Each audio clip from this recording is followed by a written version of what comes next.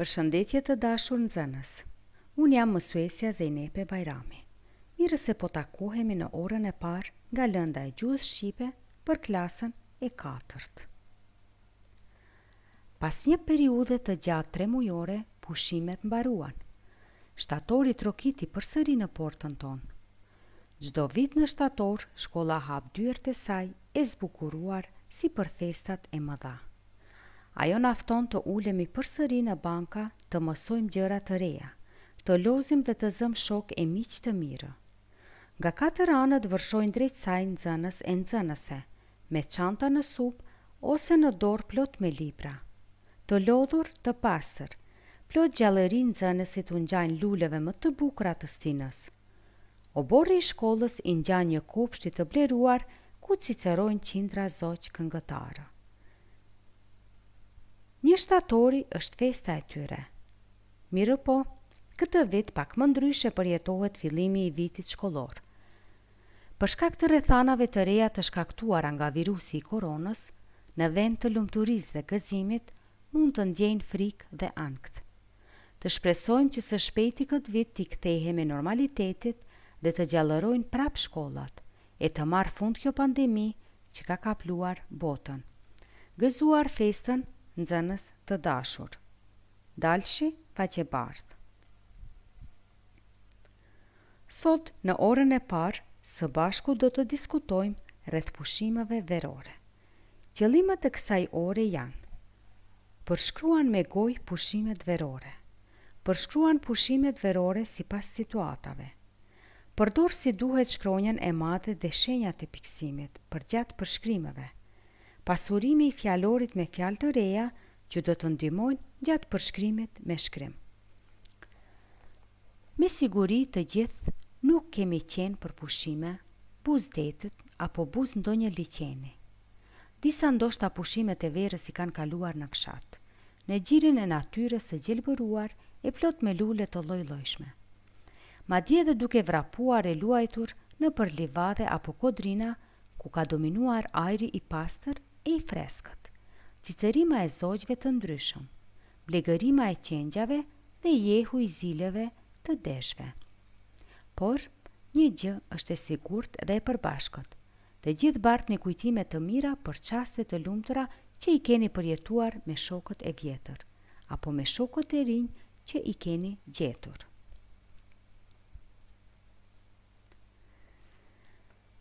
Por para se të shkruani për pushimet verore, së bashku t'i nxjerrim disa fjalë kyç që do t'ju shërbejnë për gjatë përshkrimit, për ata që kanë kaluar pushimet në Bregdet. Det pa kufi, ujë i njelmët, i ngrohtë, në breg, pulë bardha, anije, notoj lehtë, bëj kala, shoh anije, çadër, plazhi, peshq, mbledh guaska e të tjera. Fjalë kyç për ata që kanë kaluar pushimet buz liqenit. Liqeni rrethuar, ujë i ëmbël, freskët, guraleci në breg, peshq, barishte, lejlek, barkë, notoj me vështirësi e tjera. Fjalë për ata që kanë kaluar pushimet në mal. Gjelbërim, pisha, bredha, vend kampingu, çadër kampingu, dita e freskët, nata e ftohtë, ketra, drerë, ngjitem, zbres, ajër i pastër, pjekim mish e tjera. Tani në vazhdim të dëgjojmë disa shembuj që kemi formuar duke i përdorur fjalët e lartë përmendura për secilën situatë. Pushimet verore i kam kaluar në plazhin e Durrësit. Deti pa kufi, uji i kripur, rëra e nxehtë, notimi mes dallgëve ledhatuese e bënin çdo ditë më të bukur pushimin tim. Shëtitja me anije dhe fluturimi i pulëbardhave që na shoqëronin gjatë shëtitjes ishin mahnitëse. Pranë Bregdetit bëja kala me rërë, mblidhja guaska dhe luaja me top.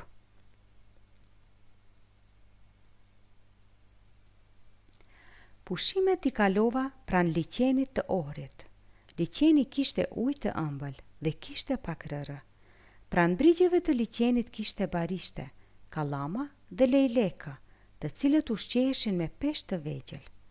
Moti ishte i freskët, sidomos në mbrëmje. Shëtitjet me varkë u ashtonin më shumë bukurinë liqenit.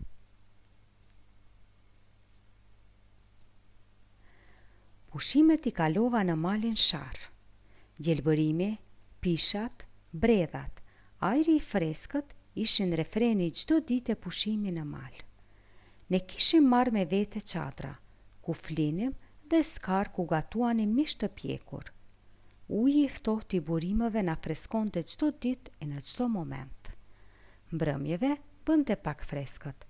Shumë kafshë, si ketrat dhe drerët e parkut, u ashtonin më shumë bukurinë pushimeve në mal.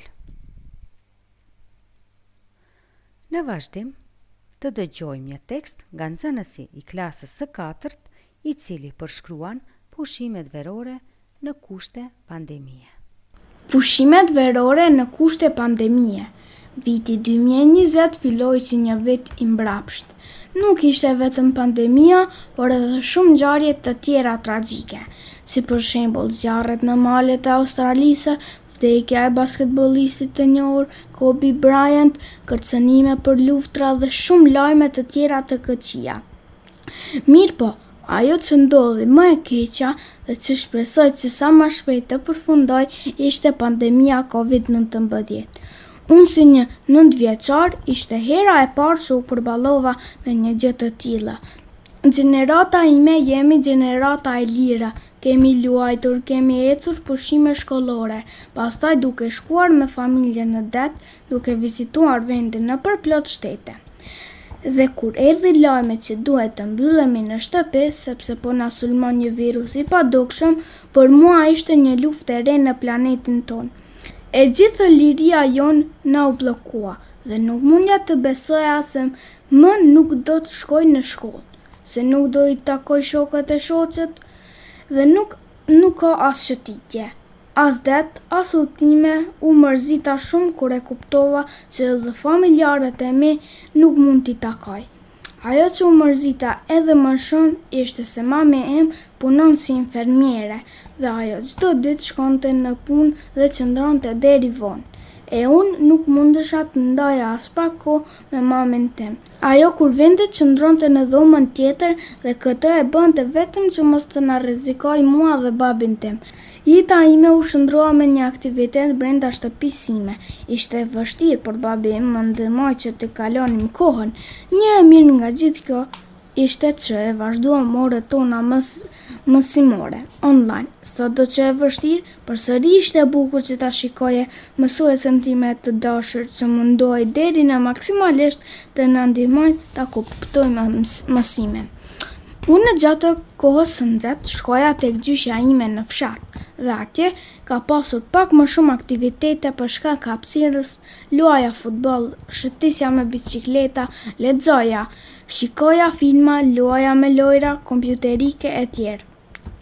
Shpresoj se sa më shpejt të mbaroj kjo pandemi dhe unë me shokët e shoqet të takohem përsëri në bankat shkollore e të i takoj të gjithë njerëzit që i dua. Pasi që mendoj se ne e kuptuam se asgjë nuk na duhet më shumë se sa liria për të përqafuar e biseduar me të dashurit tonë. Çka vërejmë në këtë tekst? Çfarë është e rëndësishme që të shkruajmë një tekst? Pra, nxënës së dashur, është shumë me rëndësi t'i përmbahemi rregullave gjatë të shprehurit, duke pasur parasysh radhitjen e ngjarjes. Pra, pjesën hyrëse, ku paraqitet situata që do të trajtohet, koha, vendi. Pjesën kryesore, renditen, ngjarjet siç kanë ndodhur, apo përjetimet. Kurse, në pjesën përfundimtare, ku tu zakonisht jepen përfundimet dhe mbresat e lëna. Pas gjithë kësaj, ju mbetet që ju të vazhdoni të përshkruani çastet e lumtura gjatë pushimeve të verës, duke pasur kujdes në drejtshkrim, shenja të piksimit dhe renditjen e fjalive. Rruga nuk është gjithmonë e lehtë në jetë, por po të përpiqesh do të arrish suksesin. Tani fillo. Ju faleminderit për vëmendjen tuaj.